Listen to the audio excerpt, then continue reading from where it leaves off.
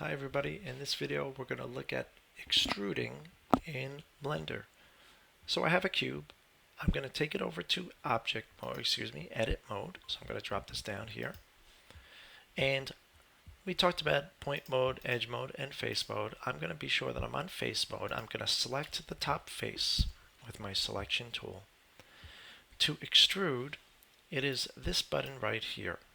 Now, you can come over here if you want, but I think that the shortcut is a lot easier. It's just the letter E. So I'm going to stay on my selection tool because I like to be able to select different faces as I go along.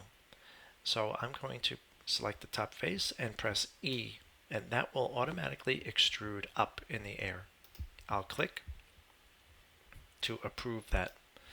I'm going to press E again and come up and click.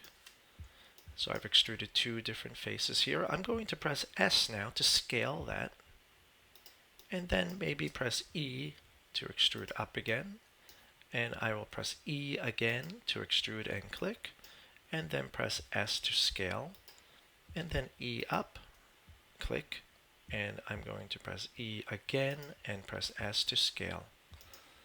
You can practice with this and have students create a shape that looks something like this if you'd like, to get them extruding and scaling.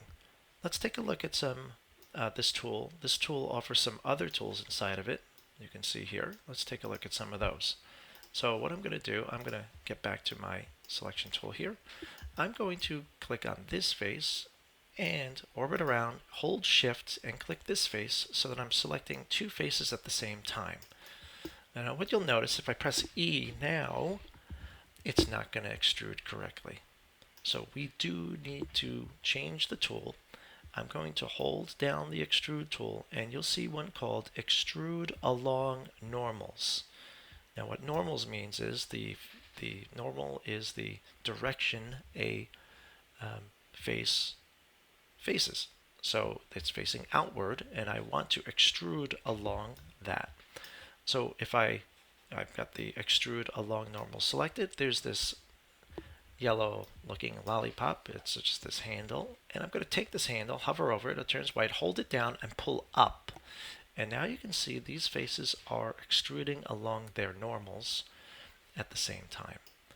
So now one last thing, let's say if I wanted to scale this, if I press S, notice that when I scale, they're scaling to the middle point. I don't like that. I want them to stay out here and just get smaller. So what I'll do is I'll right click to cancel. If you want to scale faces and have them stay where they are and not melt down to that middle point, you're just going to come up to here and there's this drop down, and I really think this should be the default, but it isn't. But we're going to look at individual origins. So drop this down, change it from medium point to individual origins, and the next time I try to scale this with S, you will notice, I pressed A by mistake, let me get that again. You will notice when I press S this time, when I scale, notice that the faces are staying where they are, but scaling. I'm going to scale those down. I will then again stay on this extrude along normals tab, and I'll pull up the handle. And I can press S to scale those down, and press or hold down the handle again and extrude out again. Okay, let's look at something else.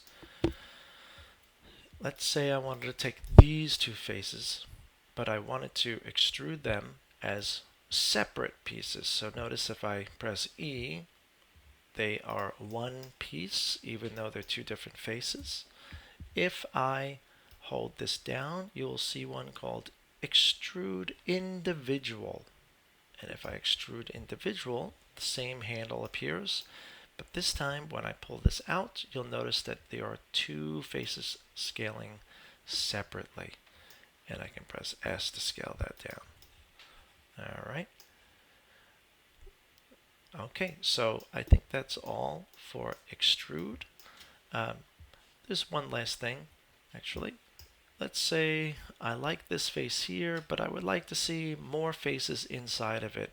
There is a very, very helpful tool called the loop cut tool.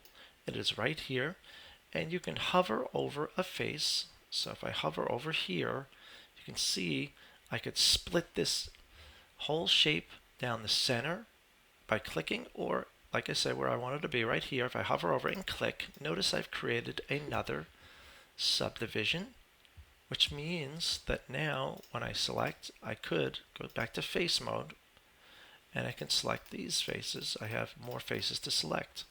So the loop cut allows you to split up the object. If I click, it goes right to the middle point. It always snaps to the middle point of the faces. However, if I don't want that, I can hold down and drag my loop to create different loops in different locations. And sometimes this can be very helpful. Okay, and what we do that for, so that I can then access, oops, let me undo that. I'm get off of the tool, I'll go to face mode, and now I have other faces to select. Okay, good luck and give it a try.